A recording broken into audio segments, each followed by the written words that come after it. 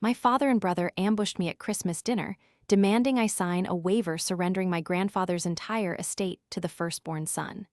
When I refused their fraudulent demands, my father physically grabbed my arm. That's when the family lawyer stepped out of the shadows. This story is a roller coaster of family betrayal and sweet justice, so make sure you're subscribed to see how it ends. I have to ask, has a family member ever tried to steal your inheritance? Let me know in the comments. The nausea hit me the moment I turned my car onto the gravel driveway of my childhood home.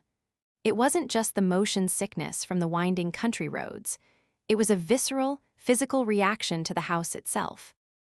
This was supposed to be Christmas, the season of joy and light, but looking at the sprawling Victorian estate looming against the gray December sky, I felt nothing but a cold, hollow dread. This was the first Christmas without Grandpa Arthur. For the last 5 years, this house had been my sanctuary and my prison. I had moved in to care for him when the dementia started to chip away at his brilliant mind, and later, when the cancer took hold of his body. I was the one who changed the sheets, the one who spoon-fed him broth when his hands shook too much to hold a spoon, and the one who read him his favorite mystery novels until his breathing evened out into sleep. I sat in the driver's seat of my modest sedan, gripping the steering wheel until my knuckles turned white. My forensic accounting job in the city usually required a stoic, detached demeanor. I spent my days hunting down hidden assets and exposing corporate fraud, a career that demanded ice in your veins. But here, in the shadow of the family dynasty, I was Melody, the sharp-eyed auditor. I was just the spare child, the daughter, the one who was expected to serve, not to speak. I checked my reflection in the rearview mirror. My eyes were rimmed with red, the exhaustion of the last few months still etched into the dark circles I couldn't quite conceal with concealer. I hadn't slept properly since the funeral 3 weeks ago. The reading of the will was scheduled for tomorrow, but my father, Richard, had insisted on this family dinner tonight. He called it a celebration of life. My gut told me it was an ambush. "You can do this, Melody," I whispered to the empty car, my breath fogging the glass. "It's just one dinner. Eat the turkey, ignore the passive-aggressive comments, and leave." I stepped out into the biting cold, the wind whipping my coat around my legs. The house was blazing with lights, every window aglow, but it didn't look welcoming. It looked like a stage set. As I walked up the porch steps, I noticed the wreath on the door. It was new, expensive, and artificial. Grandpa Arthur hated plastic plants. He loved the smell of real pine. That small detail, that erasure of his preference so soon after his death, made my chest ache with a sudden, sharp anger. I didn't even have to knock. The door swung open before I reached it, revealing my brother, Trent. "Melody," he boomed, his voice too loud, too cheerful. He was wearing a velvet blazer that cost more than my first car, a glass of dark liquor already in his hand. "We were wondering if you'd chickened out." "Merry Christmas, Trent," I said, stepping past him into the foyer. The heat of the house hit me, carrying the scent of roasting meat and expensive cologne. Traffic was bad. "Always excuses with you," he chuckled, closing the door with a heavy thud. "Come on, Dad's in the study. We've been waiting." The betrayal I was about to experience wasn't something I could have predicted, even with my professional training in uncovering deception. I walked into that house expecting grief and awkwardness. I didn't know I was walking into a carefully laid trap that would shatter what little family I had left. The betrayal was worse than the diagnosis itself. Grandpa had once told me about a business partner who cheated him. I didn't understand what he meant then. I certainly did now. The study was exactly as Grandpa had left it, with one glaring exception. My father was sitting in Grandpa's chair. Richard looked up as I entered, his eyes scanning me with that familiar mix of disappointment and appraisal. He didn't stand up to hug me. He didn't offer a smile. He just gestured to the leather armchair opposite the desk, the chair where clients and petitioners used to sit. "You're late, Melody," Richard said, his voice a low rumble. He swirled the amber liquid in his crystal tumbler. "We have things to discuss before we eat." "It's good to see you too, Dad," I said, my voice tighter than I intended. I refused to sit in the client chair. Instead, I walked over to the fireplace, warming my hands. Where is the tree? Grandpa always had the tree up by now. We skipped it this year, Trent said, leaning against the doorframe, blocking my exit. Too much clutter. We need to focus on the future, not dwell on the past.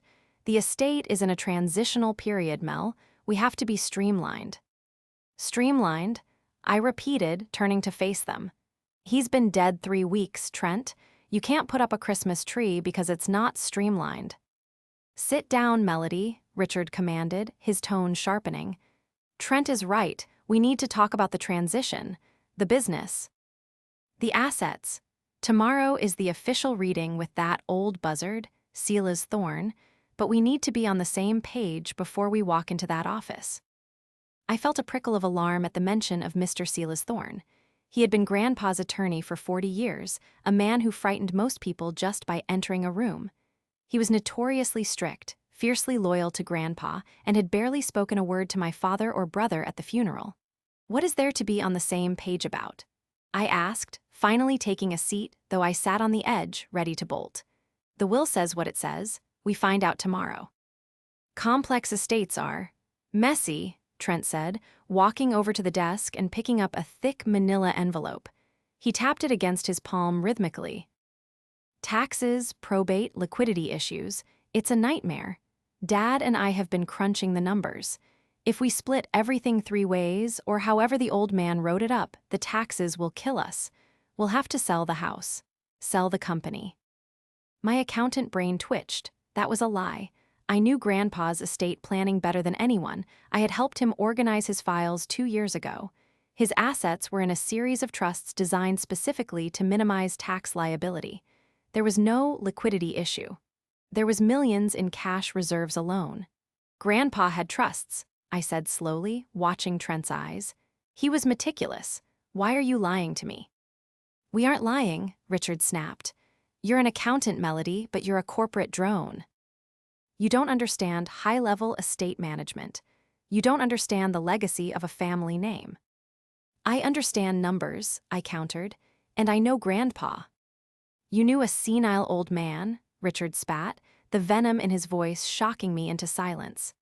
You played nursemaid. That's noble, I suppose. But Trent and I have been running the actual world while you were wiping chins, which brings us to tonight. Trent slid the envelope across the mahogany desk toward me. It sat there between us, an innocuous beige rectangle that screamed danger. We prepared a document, Trent said, his voice dropping to a conspiratorial whisper. A waiver. It simplifies everything. It transfers your potential interest in the primary holding company and the real estate to me, the male heir, in exchange for a generous, one-time cash stipend. It saves the family from ruin, Mel. It keeps the business intact under one leader, as it should be. I stared at the envelope. They wanted me to sign away my inheritance before I even knew what it was. They wanted to buy me out for pennies on the dollar, likely using the estate's own money to pay me.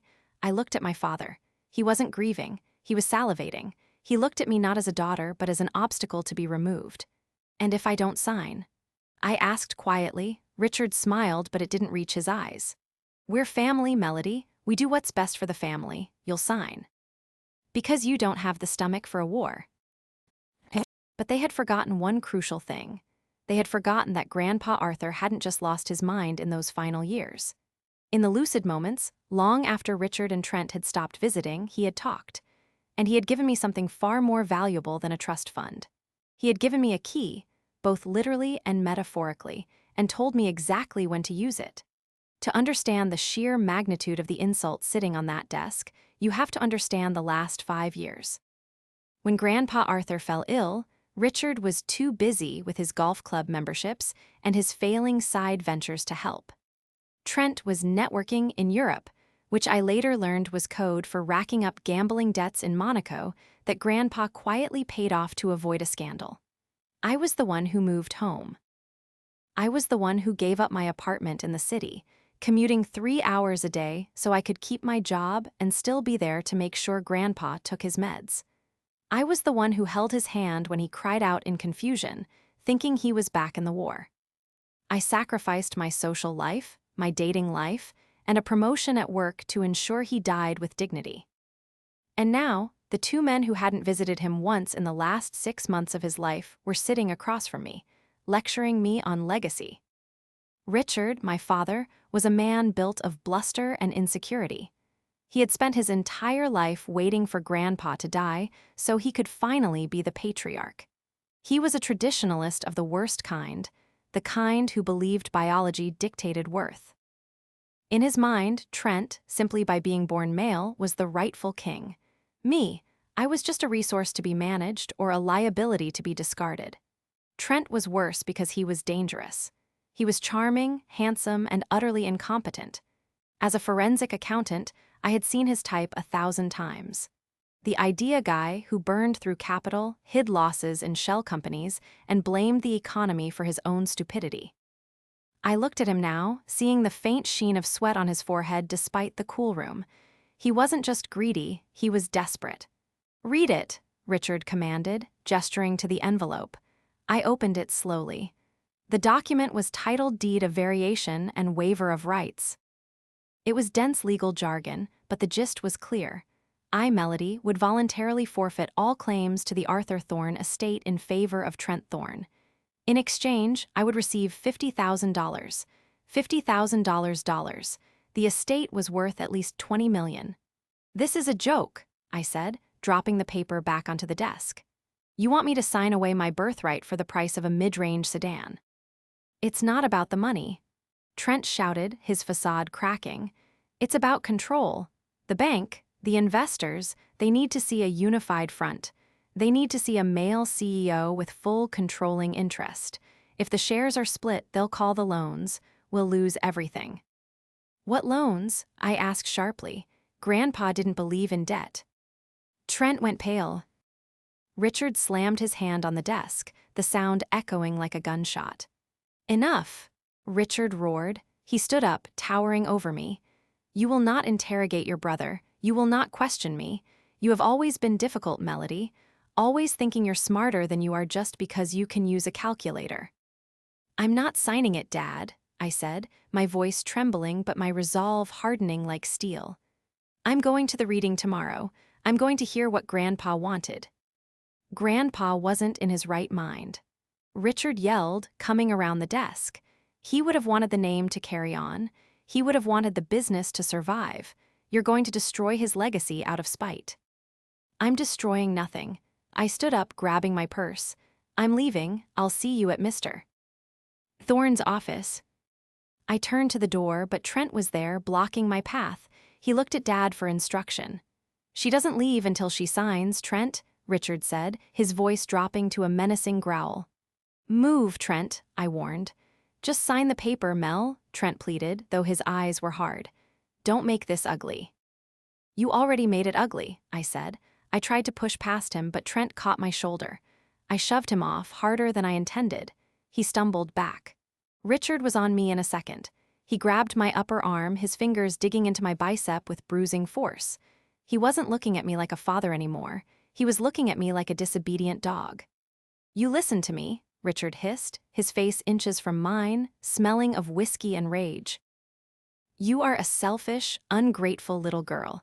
You will sit down, you will pick up that pen, and you will do as I say. I am your father, and I am telling you. Unhand her." The voice didn't come from the hallway. It came from the kitchen doorway, located in the shadows behind the desk. It was deep, gravelly, and carried the weight of absolute authority. Richard froze. His grip on my arm loosened just enough for me to rip myself away. We all turned. Standing in the doorway, leaning on a polished black cane, was Mr. Silas Thorne. He was wearing his signature charcoal suit, looking like the Grim Reaper himself. He stepped into the light, his eyes cold and fixed squarely on my father. "I believe," Silas said, his voice quiet but filling the room, "that the lady expressed a desire to leave." The silence in the room wasn't just heavy, it was suffocating. Richard released my arm as if I'd suddenly caught fire, taking a hesitant step back. Trent's face drained of what little color it had left, his eyes darting between me, our father, and the imposing figure of Silas Thorne. "Silas," Richard stammered, his earlier bluster evaporating into thin air. "We didn't hear you come in. How long have you been standing there? Long enough, Silas replied, his voice devoid of any warmth. He moved further into the room, the tap-tap of his cane on the hardwood floor echoing like a gavel striking a block. Long enough to witness attempted coercion. Long enough to see a father physically assault his daughter over an inheritance that isn't even his to distribute. It was a family discussion. Trent interjected, though his voice cracked. We were just passionate, we're all grieving. Grieving? Silas repeated, raising a single white eyebrow.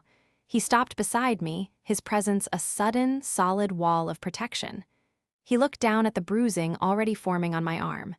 Strange way to show grief, Trent. Most people light candles, you seem to prefer extortion. I rubbed my arm, my heart still hammering against my ribs. Mr. Thorne, I said, my voice shaky but finding strength in his arrival. What are you doing here? Your grandfather gave me specific instructions, Melody, Silas said, turning his gaze to me. For the first time, his expression softened slightly. He knew this day would come. He asked me to verify certain suspicions regarding the character of his heirs. Richard scoffed, trying to regain some ground. Suspicions? Dad was senile. He didn't know what day of the week it was half the time. On the contrary, Silas said smoothly, Arthur was sharper than you ever gave him credit for, especially when it came to disappointment. He reached into his jacket pocket and pulled out a small, sealed envelope. The reading is tomorrow at 10 a.m. sharp. Do not be late. And Richard, if you touch her again, I will have you arrested before the first clause is read. He turned to me. Ms. Melody, would you allow me to escort you to your car? I nodded, not trusting myself to speak. As we walked out, leaving my father and brother stunned in the study, I felt a shift within me. The fear was gone, replaced by a cold, calculating fury. Outside, the winter air felt clean compared to the stifling atmosphere of the house. Silas walked me to my car, his movements slow but deliberate. He knew, I said quietly. Grandpa knew they would do this. He feared it, Silas corrected. He hoped he was wrong, but Arthur was a practical man. He prepared for every eventuality. He paused, looking back at the house. Melody, there is something you need to know before tomorrow, something that isn't in the standard will. What is it? Your grandfather left a secondary trust, a shadow portfolio, if you will. It contains the controlling interest of the company. Silas lowered his voice.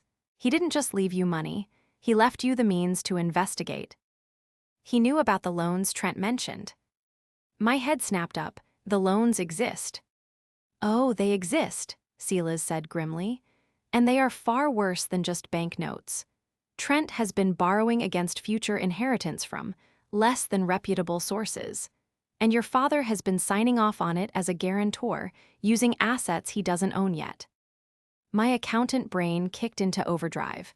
Fraud, embezzlement, misappropriation of funds. If they had leveraged assets that were still technically in Grandpa's name or the estate's trust, they had committed serious crimes. I need access, I said, my voice steady now. I need to see the books, not the ones they show the board, the real ones. Silas smiled, a rare, thin expression. I was hoping you'd say that. Check your email in 10 minutes. I've sent you the encrypted files Arthur had me compile over the last 6 months. You have until tomorrow morning to build your case. I drove away from that house with a new purpose. I wasn't just a victim anymore. I was the auditor, and I was about to conduct the most important audit of my life. I spent the entire night in my small apartment, fueled by black coffee and righteous anger. The files Silas sent were a goldmine of financial mismanagement. It was worse than I thought. Trent hadn't just made bad investments, he was bleeding the company dry to fund a lifestyle he couldn't afford. Gambling debts, luxury cars, consulting fees paid to shell companies that led right back to his own pockets. And Richard, he knew. He had signed off on every fraudulent transfer, likely believing that once Grandpa died, they could just sell off assets to cover the holes before anyone noticed. They were banking on me being passive.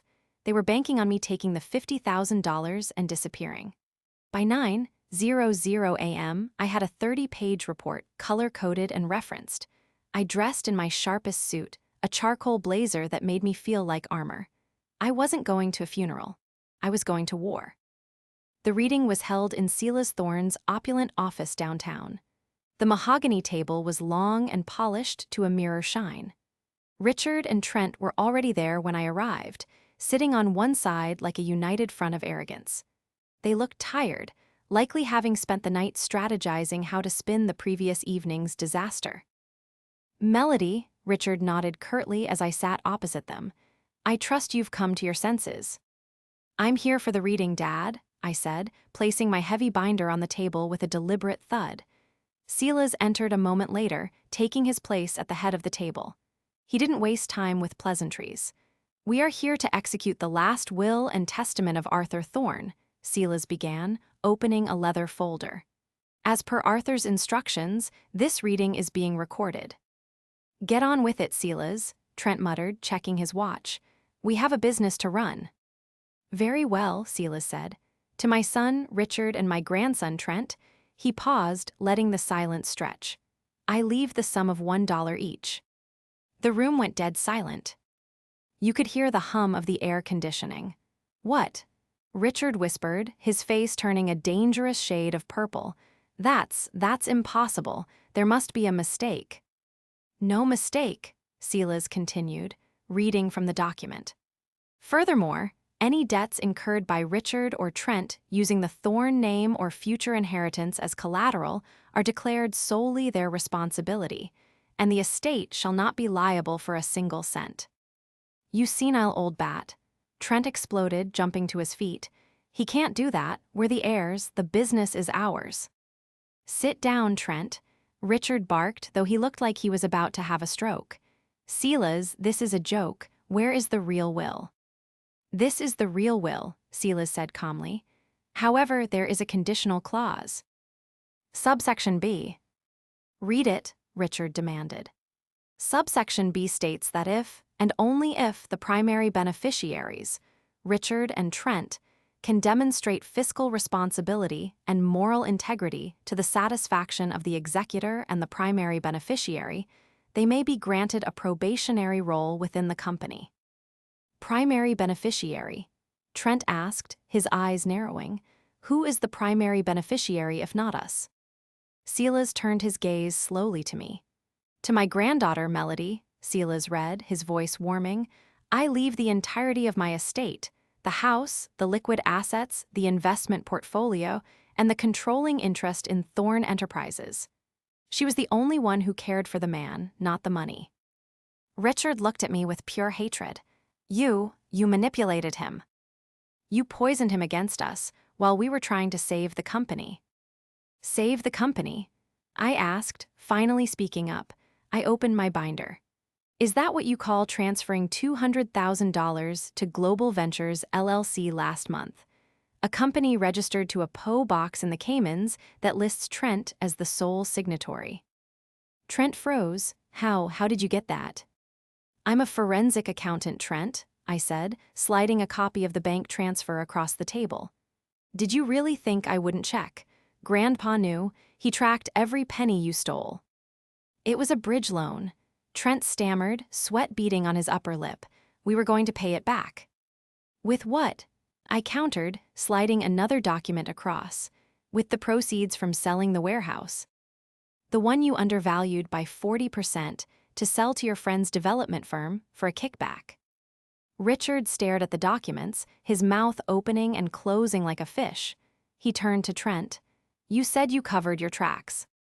"I did," Trent yelled, his voice rising to a shriek. "She's bluffing. Dad, she's bluffing." "I have 5 years of records here, Dad," I said, looking Richard in the eye. "And your signature is on half of them. You weren't saving the legacy. You were looting it." "This is preposterous." Richard slammed his fist on the table. "I will contest this. I will tie this up in court for years. You won't see a dime, Melody. I'll ruin you."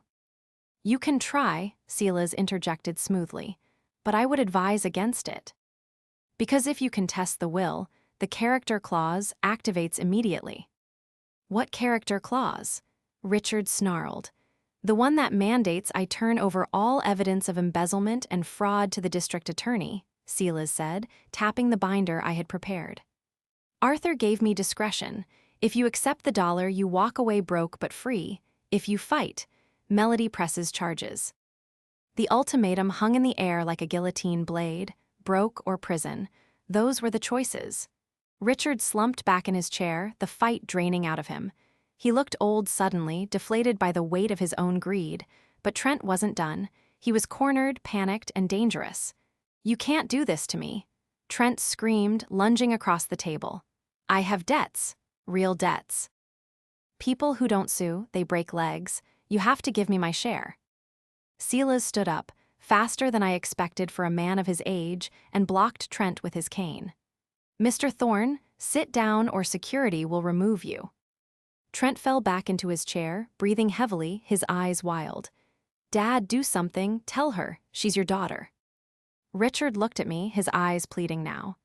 "Melody, please, we made mistakes, but we're family. You can't let Trent. These people he owes, it's dangerous." "You made your choice last night," I said, my voice cold. "When you grabbed my arm, when you tried to bully me into signing away my rights. You didn't care about my safety then. Why should I care about yours now?" "Because I'm your father." "You stopped being my father a long time ago," I said. "You became my boss, my tormentor, and now my former business partner." "I'll sign," Trent blurted out. "I'll sign whatever. Just give me enough to cover the loan sharks. 50 grand, that's all I need. Just give me the 50 grand you offered her." I looked at my brother, a man who had just yesterday offered me that same pitiful amount to steal millions from me. The irony was bitter. "No," I said. "Melody," Richard gasped. He could be hurt. "I will not use Grandpa's money to pay off gambling debts," I stated firmly. "That money is for the employees you were planning to fire, for the pension fund you raided. If Trent is in trouble, he can get a job, like the rest of us." "You cold-hearted witch," Trent spat. "I learned from the best," I replied, looking at Richard. Silas cleared his throat. "I believe we have reached an impasse. However, there is one final piece of business. The company." He pulled out a final document. "Arthur knew that simply cutting you off might not be enough to stop you from trying to interfere. So, he added a provision. To protect the company's reputation, a public statement must be made regarding the change in leadership." "A press release?" Richard asked warily. "A press conference," Silas corrected. "Scheduled for this afternoon at the annual Christmas charity gala." My stomach dropped. The gala was the biggest event of the year. The entire town would be there, business rivals, the press, the mayor. "You want us to announce it?" Richard asked, horrified. "No," Silas said. "Melody will announce it. You will stand beside her and smile. You will publicly endorse her as the new CEO. You will validate her authority in front of everyone." "And if we refuse?" Trent sneered. Silas tapped the binder of evidence again. "Then the police arrive at the gala instead of the hors d'oeuvres." Richard looked at the binder, then at me.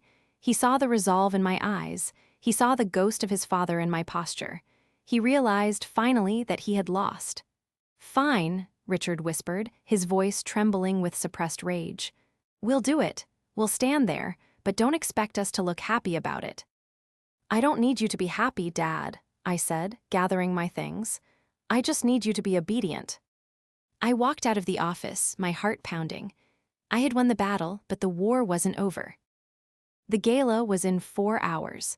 I had to face the entire town, expose the truth about the transition without destroying the company, and endure one last public performance with the family that had tried to destroy me.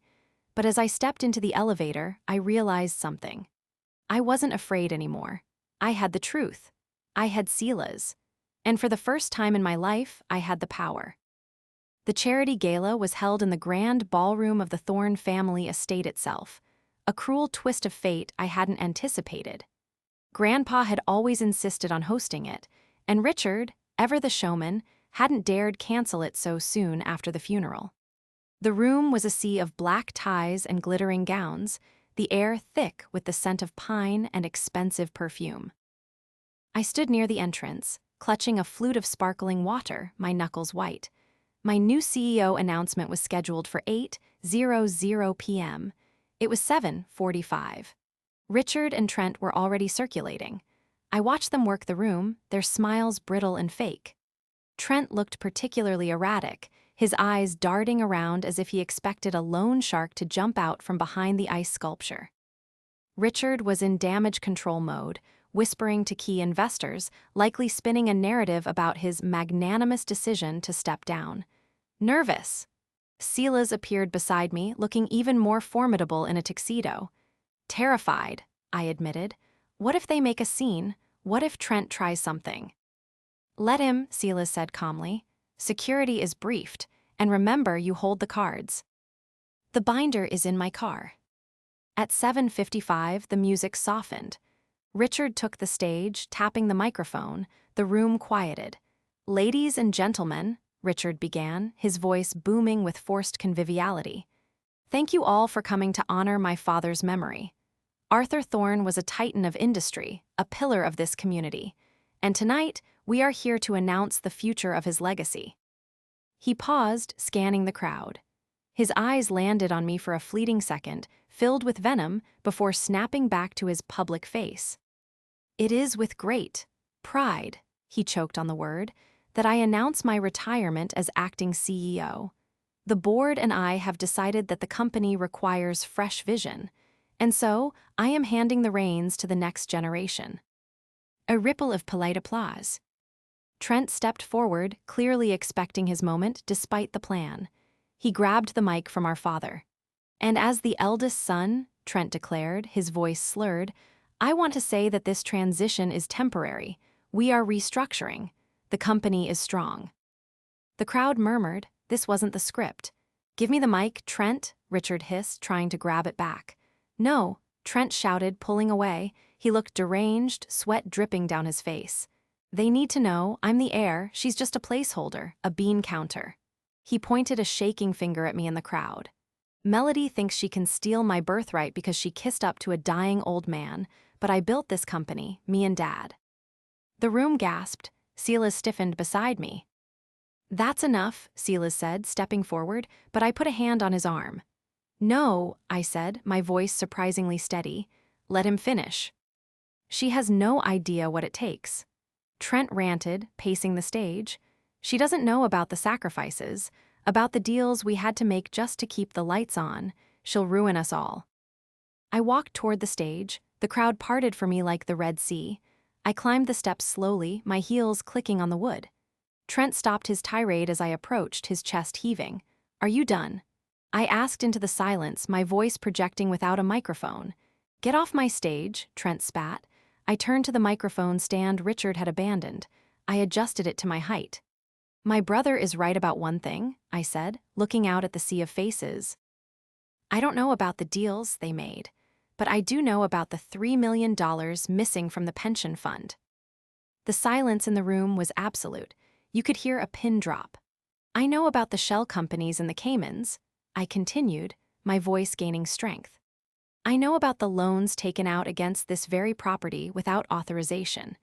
And I know that for the last 5 years, while our grandfather was dying, the sacrifices my brother speaks of involved gambling away the company's liquidity in Monte Carlo. Liar, Trent screamed, lunging for me. Security was there in a heartbeat. 2 large men tackled Trent before he could reach me. Richard stood frozen, his face a mask of horror. I have the forensic audits, I said, looking directly at the investors in the front row. Every penny is accounted for. And as of this morning, by the order of the executor, Mr. Silas Thorne, both Richard and Trent are removed from all positions within Thorne Enterprises, pending a full criminal investigation. The room erupted. Flashbulbs popped. People were shouting. Trent was being dragged off stage, screaming obscenities.